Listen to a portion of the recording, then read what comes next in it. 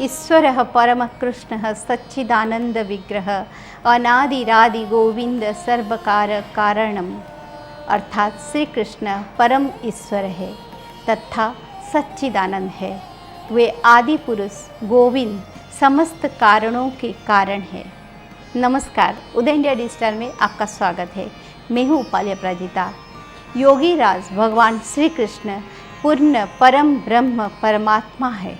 वो चाहे तो मरे हुए को भी जिंदा कर सकते हैं और अमर व्यक्ति को भी मार सकते हैं। भगवान श्री कृष्ण ने धर्म के लिए ब्रह्मास्त्र के असर को भी खत्म कर दिया और एक मरे हुए बालक को फिर से जीवित कर दिया था।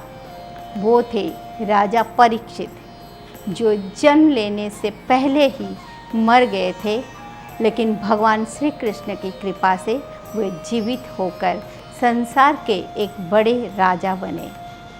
परीक्षित का जीवन क्यों था इतना महत्वपूर्ण, और कौन थे परीक्षित और क्या था भगवान श्री कृष्ण से उनका रिश्ता, यह मैं आपको आज भारतीय चेतना के इस खास एपिसोड में बताती हूँ। परीक्षित की कहानी तब शुरू होती है जब महाभारत का युद्ध खत्म हो गया तो द्रोण के पुत्र अश्वत्थामा ने अपने मित्र दुर्योधन की मृत्यु का बदला लेने की ठानी।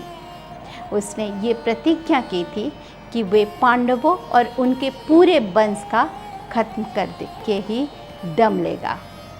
इसीलिए उसने चुपके से पांडवों की छावनी में रात को हमला कर दिया।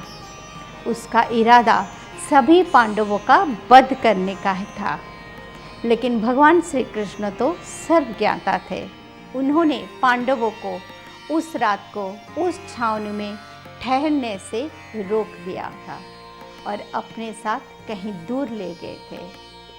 अश्वत्थामा ने जब पांडवों की छावनी पर हमला किया, उस वक्त द्रौपदी के 5 पुत्र वहां सो रहे थे। अश्वत्थामा ने कायरता से द्रौपदी के 5 पुत्र की हत्या कर दी। अर्जुन के पुत्र अभिमन्यु और भीम के पुत्र घटोत्कच की हत्या तो पहले से ही हो चुकी थी। तो अश्वत्थामा को लगा कि द्रौपदी के 5 पुत्रों को मार देने के बाद पांडवों का वंश समाप्त हो गया है।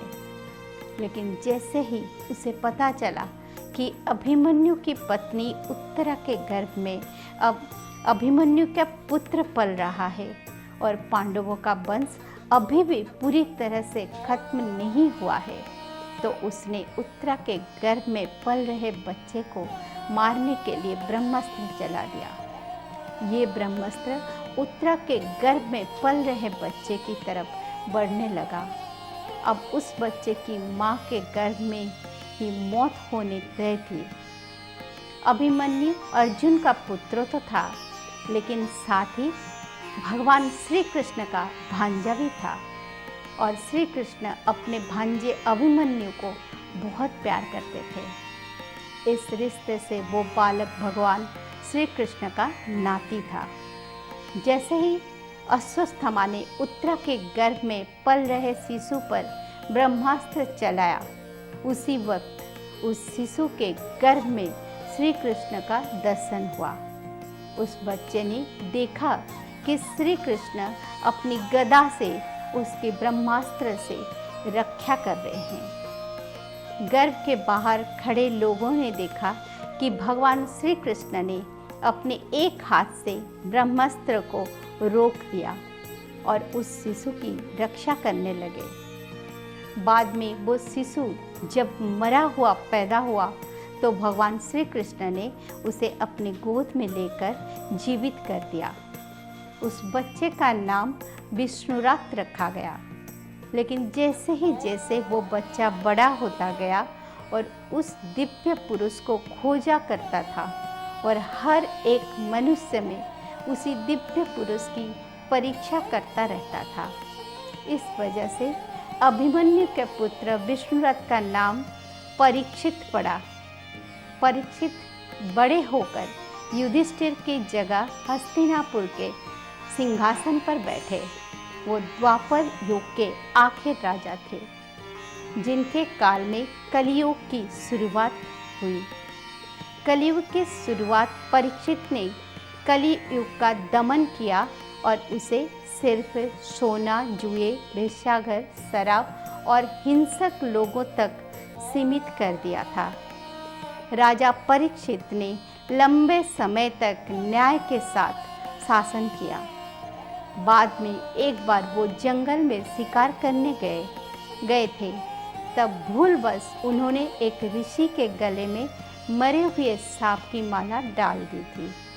जब ऋषि सामिक के बेटे को ये पता चला तो उसने राजा परीक्षित को श्राप दे दिया था कि 7 दिनों के अंदर तक्षक नाग उन्हें डसेगा और उसी से ही उनकी मृत्यु हो जाएगी।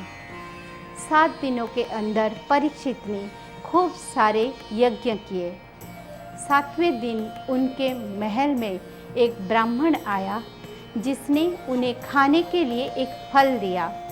उस फल से एक कीड़ा निकला, जिसे राजा परीक्षित ने अपनी गोद में रख लिया। वो एक कीड़ा अचानक तक्षक नाग में बदल गया और उसने परीक्षित को डंस लिया, जिससे राजा परीक्षित की मौत हो गई। राजा परीक्षित के बाद उनका बेटा जन्मेंजय सिंहासन पर बैठा और उसने सारे संसार से सांपों को खत्म करने के लिए यज्ञ शुरू किया। बाद में एक ऋषि के समझाने पर उसने ये यज्ञ बंद कर दिया और सांपों का वंश नष्ट होने से बच गया। इन्हीं जन्मेंजय के यज्ञ में व्यास जी ने महाभारत की कथा सुनाई, जिसे आज हम और आप सभी पढ़ते हैं। ओम नमो भगवते वासुदेवाय।